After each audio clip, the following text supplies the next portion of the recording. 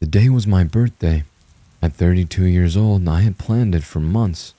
A nasty divorce and severance check from a lost job meant nothing. Nothing to stop this day. I woke out of my parents' basement and hopped in my truck. I had no idea how I was going to make the payment, yet today was not to worry. All my troubles would soon be over. After several stops and a mile's drive, I pulled into the Cabana Inn. It was a dingy place known for drug overdoses, drunk stumbling, and sheets you wouldn't dare point a blacklight to. For me, however, it was perfect. I dropped my supplies off on the cheap nightstand and readied my closet. Bare chopper hangers and an iron coat rack stuck in concrete.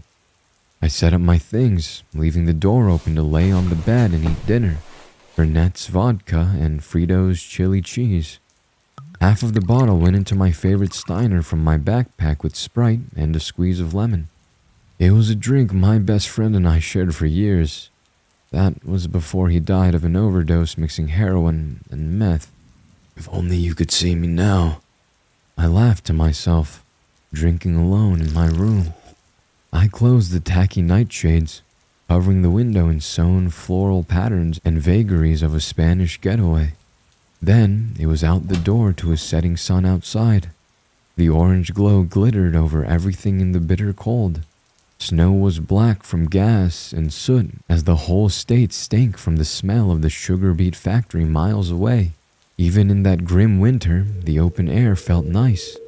On the balcony, I smoked a Lucky Strike in my hoodie and contemplated my life. My wife Denise left me 2 months ago. Apparently, she was never happy, only settling for me as a thinner man with more hair screwed her at his leisure. A blood test I'd done in secret showed my greatest fear. The boy I raised for 7 years wasn't even mine. Even still, I took her in, forgiving her, doing all I could to be the sole provider, and this was how it ended. The real dad finally settled for her and him, so off she went without me, back in the arms of the man she always wanted, leaving me to foot the bill. First, I came home to an empty house, never answered her phone when I called, only gave me the notice from her lawyer. She even had the gall to sue me for child support, unaware I knew her secret. None of that mattered anymore, for today was my birthday, and all would be taken care of. I flicked my cigarette into the street below. I drank more vodka and grabbed my life savings. Only a few thousand, yet it was all I'd need. Grabbing the small rolls of 20s, I stumbled into nightfall. The Cabana had another perk. Mormon towns are known for 2 things: weird liquor laws and strip clubs. Right across the street from where I stayed was the Torch. The dingy wood roof was covered by tacky purple lights and a pair of giant red lips on a sign that held its namesake. I popped a mint to cover the smell of liquor on my breath as I headed in. A small man who doubled as the DJ took my license, looked me over once to see if I had any creepy vibes, and let me in. The place was dark. Ultraviolet and neon lined everything, and the seats were of fake leather in supple reds and purple. Beautiful women in lingerie danced for truckers and cubicle rats alike, all of them standing around and slobbering on with dollars in their hands. I sat at a bar that served only soda, ordering Sprite. As I sat, a woman came on cue and tried to make small talk.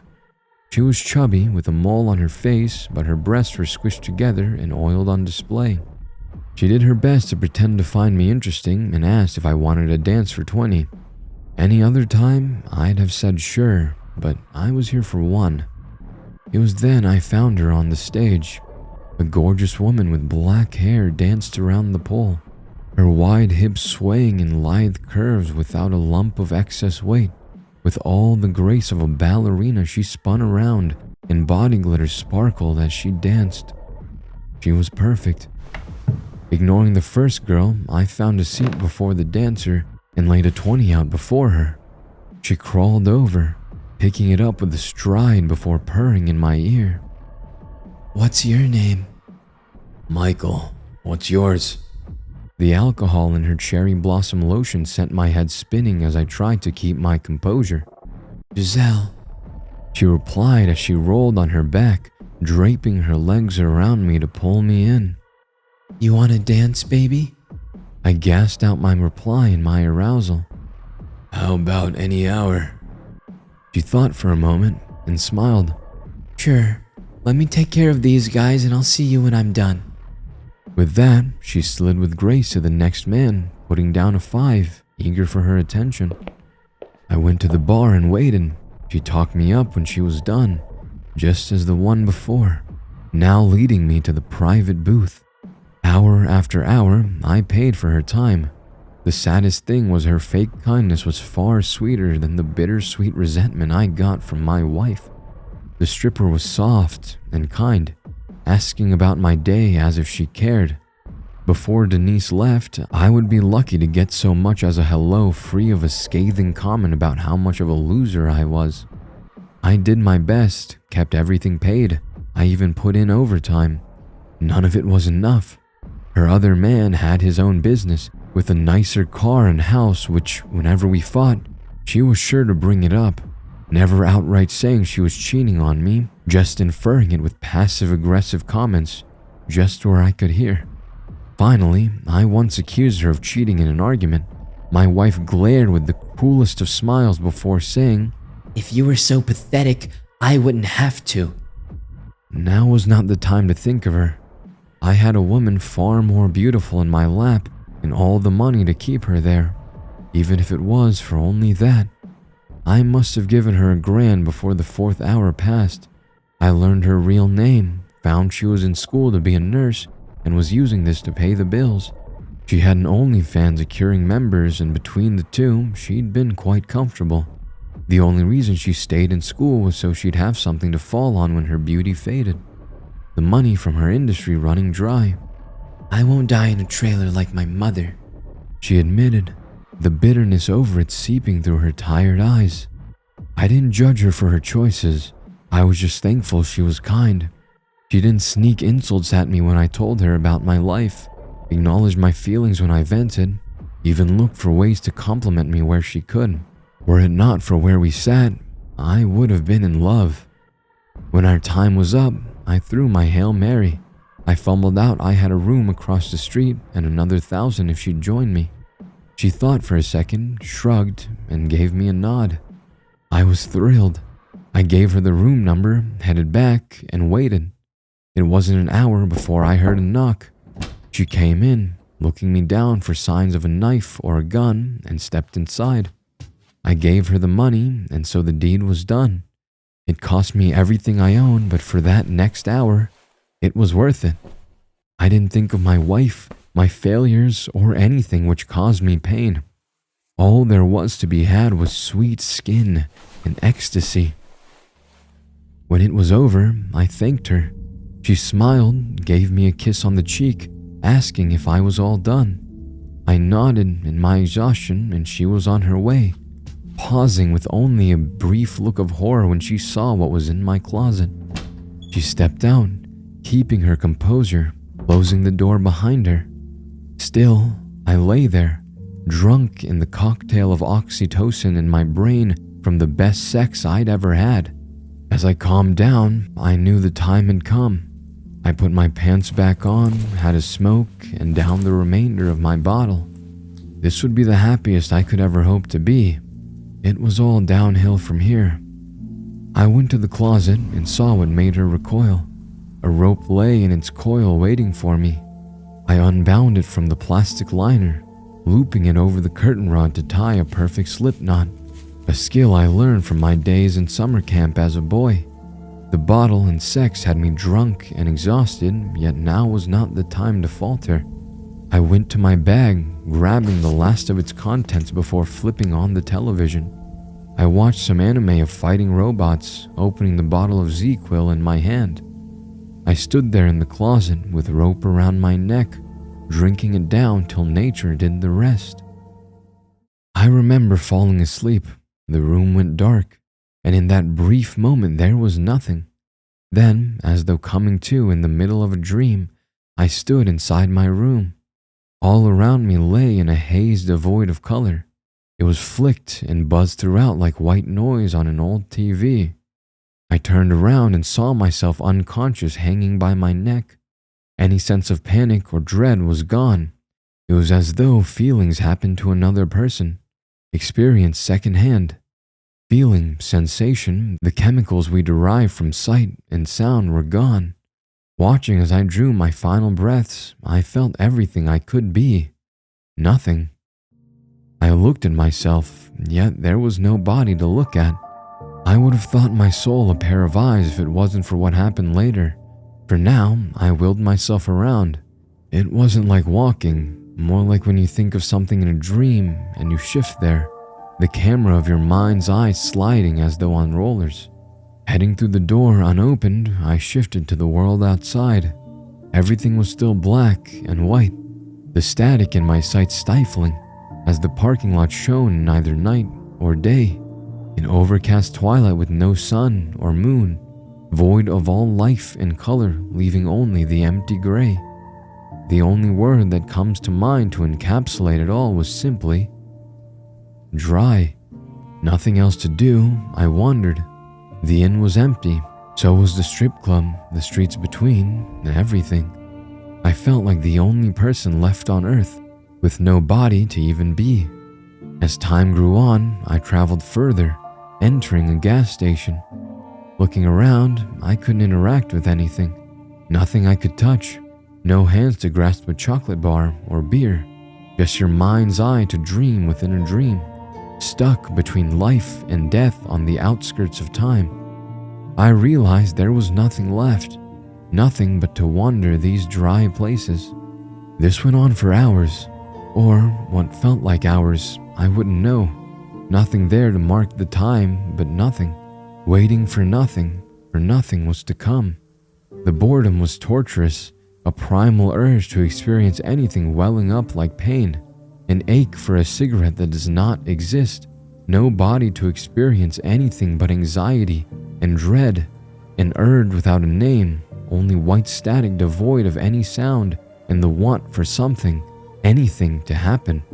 Eventually, it did. Wandering through town square, shimmers of passers-by would flicker in the briefest moments. I would walk through them as I could catch them, and there, for a split second, it was warm. A glimmer of color to flash inside like the joyful expectation of something about to happen. Then it would evaporate yet again, leaving you in a desert devoid of even sand. The sensation was addicting. With nothing else to feel, I remember being desperate for it. Any sensation for my mind to wrap around. That thirst consuming me as I desperately happened back and forth, wandering throughout this dreadful world, searching for a drop of life. I mentioned I was not alone. Looking up then, I saw what called this place its home. There, in the shadow of an alley, stood the first thing to have a body. Its form looked like scribbles weaving in and out, making the strangest of geometric shapes. Those shapes collided, warping throughout each other to form its eyes, its hands, everything twisting in a seizure of lines in movement. The gears of rotating triangles that made its eyes saw whatever there was of me to see. Its face contorted in a sadistic grin like a predator before a meal. The cacophony of lines in its body shivering in arousal. I turned to run, yet with preternatural speed, it was upon me. My senses dropped to the floor as it ripped its way inside of me. I may not have seen a body for me to have, but that did not stop its violation. It ripped and crawled and rolled around with me, the sick sensation of my very being no longer my own, a defilement within my soul, as I now had the ability to feel emotion, those being pain, discomfort, and despair.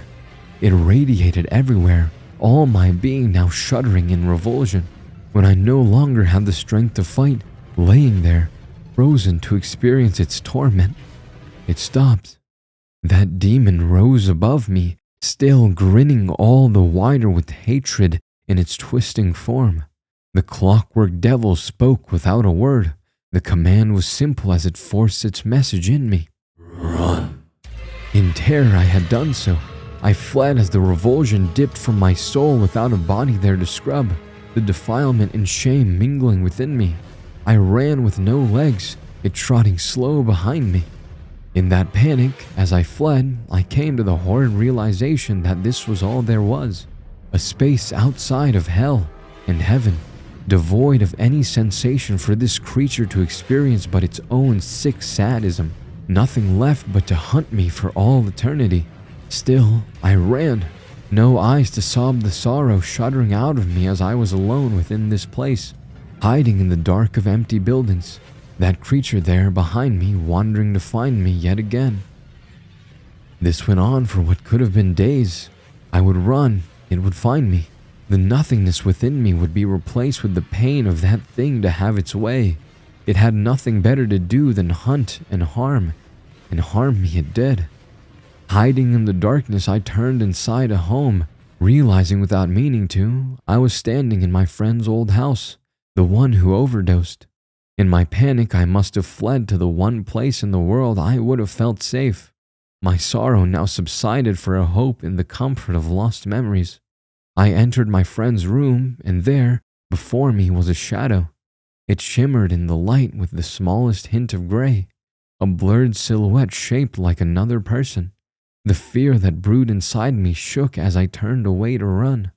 I was terrified that the demon now had a partner, someone to pass me like a pipe to share my torment.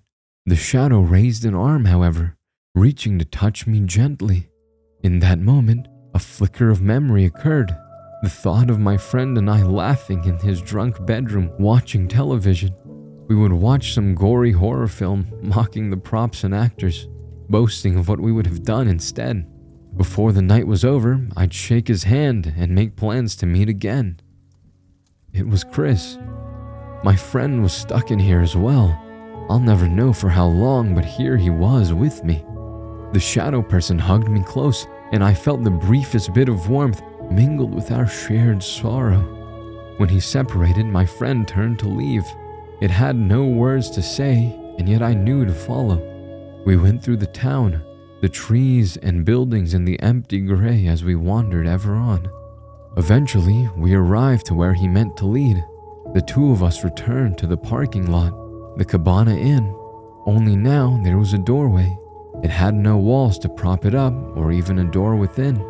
Yet, in the entrance, there was blue, a sky hue with flecks of clouds, rolling as time moved in a gentle breeze within. Its peaceful glow stood in stark contrast of the world we were in, its light soaking into the concrete there around it. I could have sobbed in joy, yet there was no time to do so. As I turned, I saw that demon chasing after, its sadistic grin like a Cheshire cat, mad in a mix of rage and glee I would never have thought possible. It charged on all fours, tearing towards us like a lion leaping upon its prey. My best friend pushed me through the doorway. I turned as I fell through, watching as that thing leapt upon him instead. I awoke on a stretcher. An ache raked my body as I choked to life, spitting up a mixture of vomit, charcoal, and blood. Two paramedics high-fived each other and cheered, congratulating themselves before checking my vitals.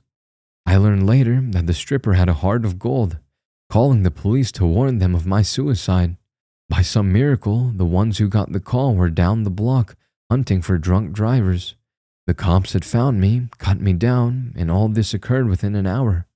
I left there with a hospital bill larger than my arm and a pamphlet for mental health services. Now I go to any church that will take me. Catholic, Protestant, Orthodox, I don't care. But every day I light a candle for my friend, begging anyone who will listen to pray for his mercy. Maybe you can do so as well. His name is Chris. I spend every moment thankful I'm alive and horrified at what is happening to him as we speak.